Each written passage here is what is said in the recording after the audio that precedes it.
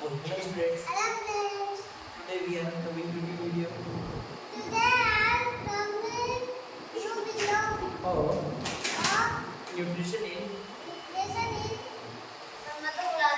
plants and animals. plants and animals. चलो शुरू करते हैं. Okay, welcome to our new video with our new topic nutrition in plants and animals. Nutrition की बात करें तो आप सभी जानते हैं कि न्यूट्रिशन हम किसे कहते हैं और नहीं जानते, तो मैं आपको आज बताने वाला हूँ इस वीडियो के अंदर.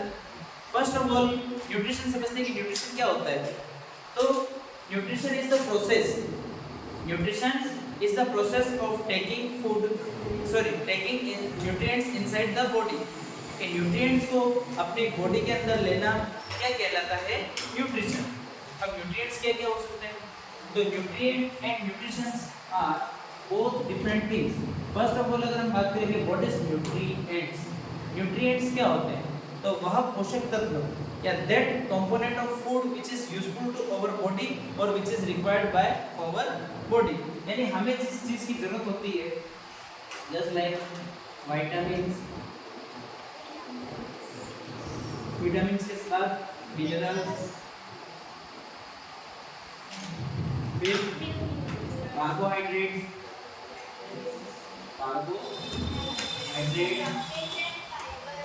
carbohydrates and fibers,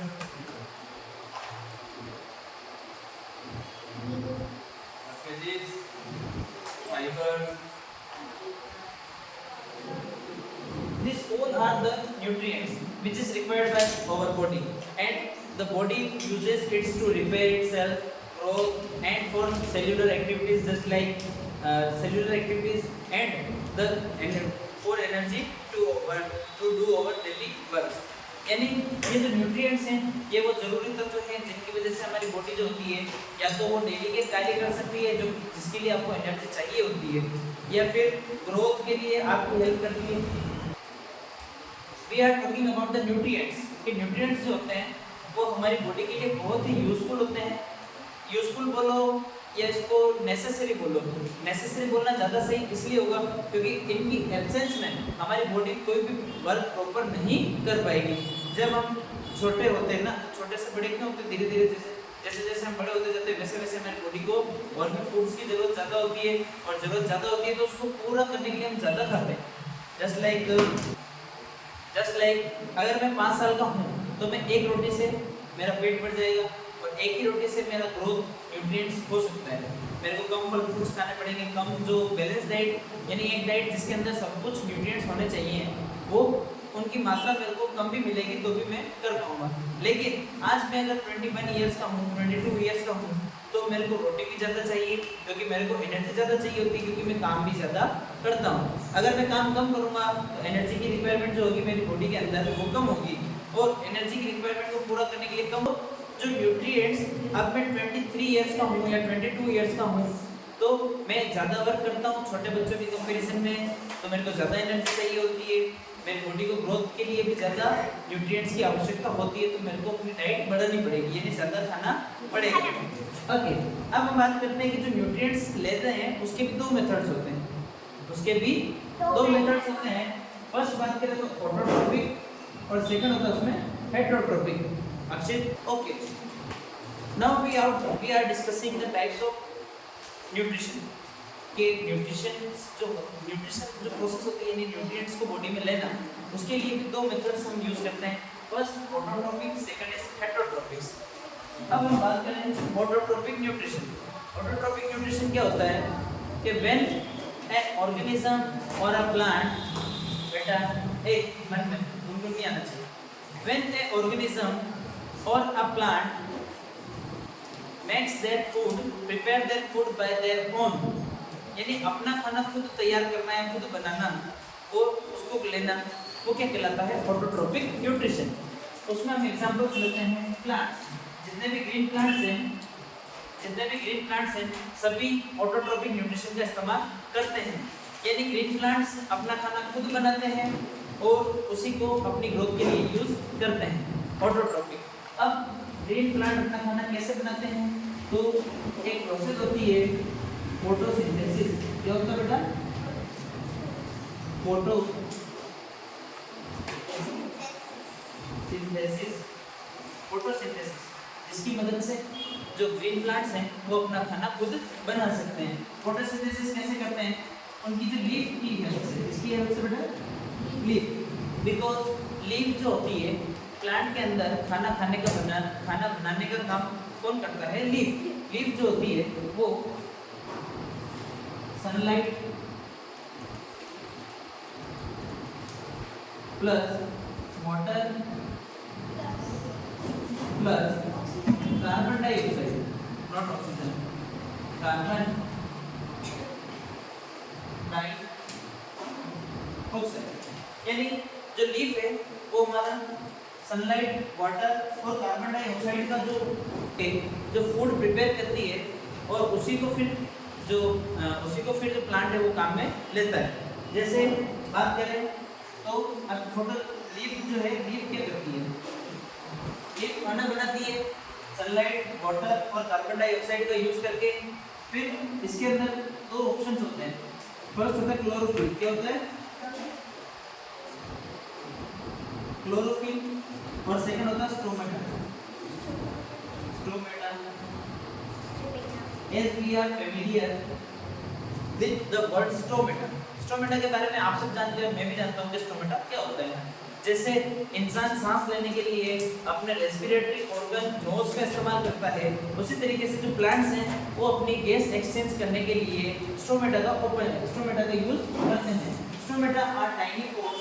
स्टोमेटा जो होते हैं वो छोटे छोटे छेद होते हैं, तो जब ये ओपन होते हैं और क्लोज भी होते हैं। ये क्लोज स्टोमेटा जो कि बंद है, और जब ये ओपन होता है तब ये गैस का एक्सचेंज करता है।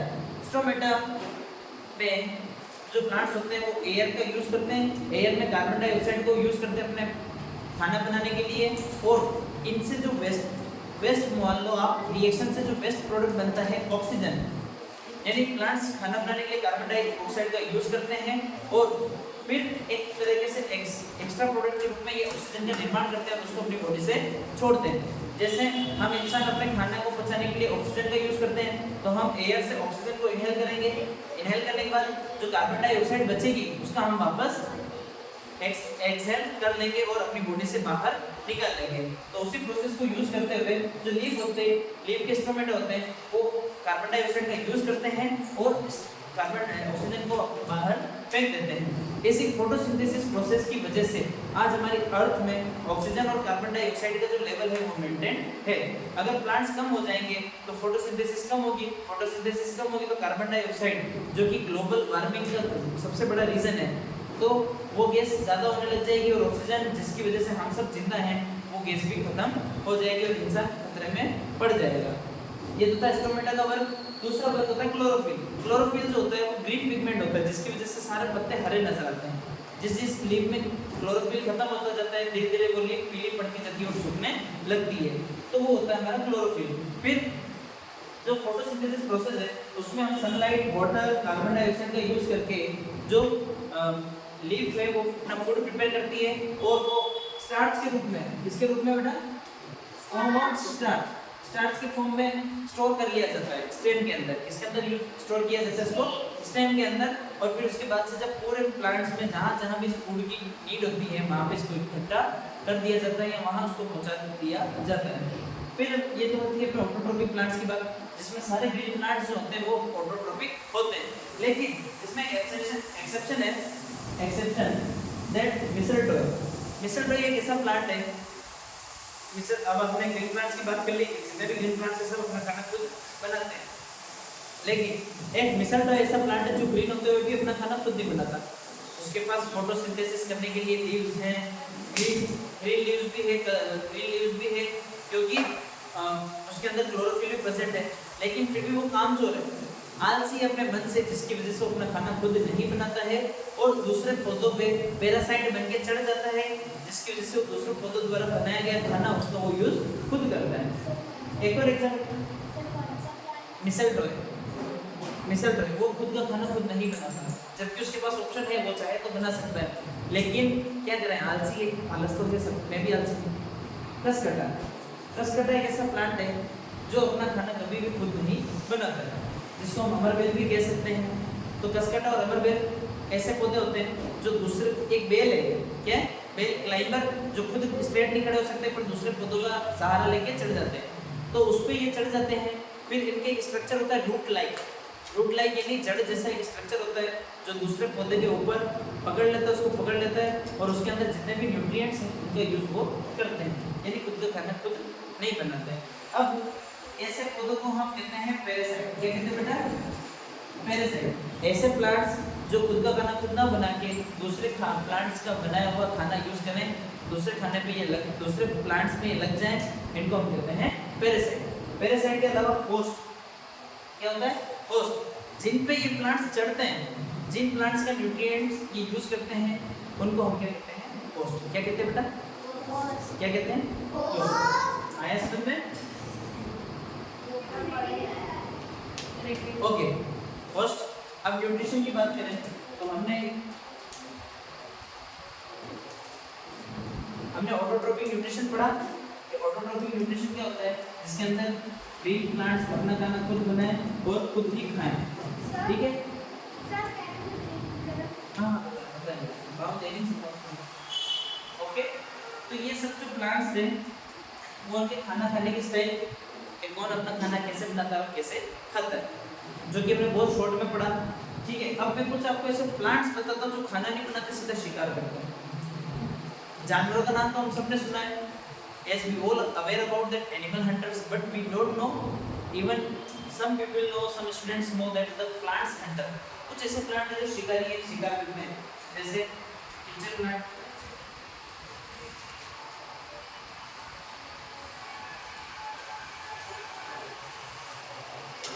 पिंजर प्लांट एक है, फ्लाइट रे,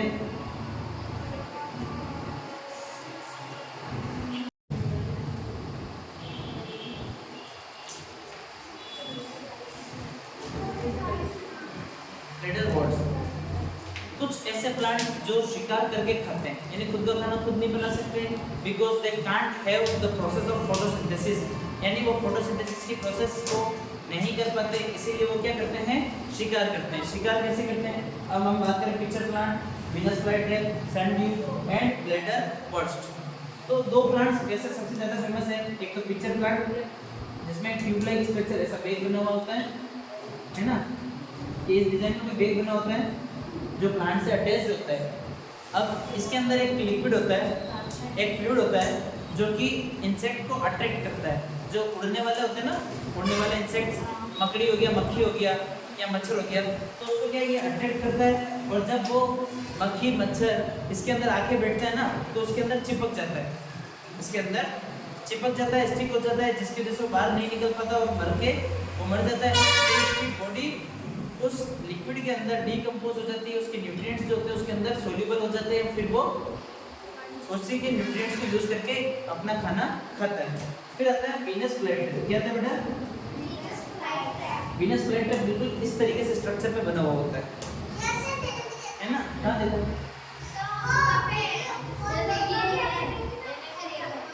ओके, इसकी ड्राइंग मेरे को बनाना नहीं आती, आई एम सॉरी। इसका मैं फोटो आपको पापा का कौन है? Mickey. Okay, Mickey Mouse. So, flytrap have a structure like this. Flytrap जो होता है ना, वो इस तरीके से कोई स्ट्रक्चर होता है उसका। यहाँ पे उसके एक लिक्विड, वेनम लिक्विड लगा होता है, जहरीला लिक्विड लगा होता है, जिसकी वजह से कोई इंसेक्ट वहाँ पे आके बैठता है, वो चिपक, जब उसके अंदर कुछ प्रेस बटन्स होते हैं, बटन लाइक स्ट्रक्चर होते हैं, तो जब भी इंसेक्ट उस बटन पे बैठता है, प्रेशर लगने की वजह से जो फ्लाई ट्रैप होती है वो बंद हो जाती है और वो इंसेक्ट उसी में दब के मर जाता है, और जो उसकी बॉडी में जो न्यूट्रिएंट्स प्रेजेंट होते हैं उनका यूज कौन कर लेता है? प्लांट। इसी तरीके से हमारे सैंडड्यूज, ब्लैडर बर्ड्स कुछ एग्जाम्पल है जो प्लांट्स अपना खाना खुद तो नहीं बनाते लेकिन शिकार करके उनका यूज, उनके जो न्यूट्रिएंट्स होते हैं उनका यूज कर लेते हैं। अब हम बात करते हैं हेटरोट्रॉपिक न्यूट्रिशन, अपना खाना खुद ना बनाना और दूसरों का बनाया हुआ खाना खा जाना। हेटरोट्रॉपिक न्यूट्रिशन जो होते हैं बेटा, मैंने क्या कहा स्टडी नहीं करना है। हेटरोट्रॉपिक जो न्यूट्रिशंस होते हैं उनका यूज कौन करता है? हम इंसान और हम जानवर जो अपना खाना खुद नहीं बना सकते। जस्ट लाइक मैं हूँ, तो मैं रोटी खाने के लिए गेहूं के प्लांट का जो खाना है उसका यूज किया, मैंने सब्जी का यूज किया। Even I am dependent upon animals. If I am non vegetarian I will eat chicken and meat, egg, flesh, जो भी है जो मैं खा सकता हूँ वो मैं खाऊंगा, because the human being is an omnivorous animal. इंसान जो है वो एक सर्वाहारी जानवर है, वो मीट भी खाता है तो घास भी खाता है, ठीक है। तो अब हम बात करते हैं हेटेरोट्रॉपिक न्यूट्रिशन।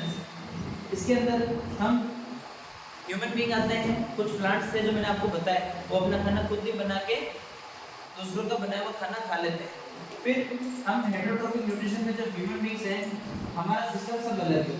जब हम खाना दूसरों का खा रहे हैं तो हमें डाइजेस्टिव सिस्टम का होना हमारी बॉडी के अंदर बहुत ही ज़्यादा जरूरी है, क्योंकि आपने जो खाना खाया है तो उसको पचाना भी तो पड़ेगा। तो humans and all animals have digestive system, but digestive system और डाइजेस्टिव सिस्टम मेरे को आपको बताने की जरूरत नहीं है, क्योंकि मैंने आपको एक वीडियो में डाइजेस्टिव सिस्टम पूरा अच्छे से बता दिया है।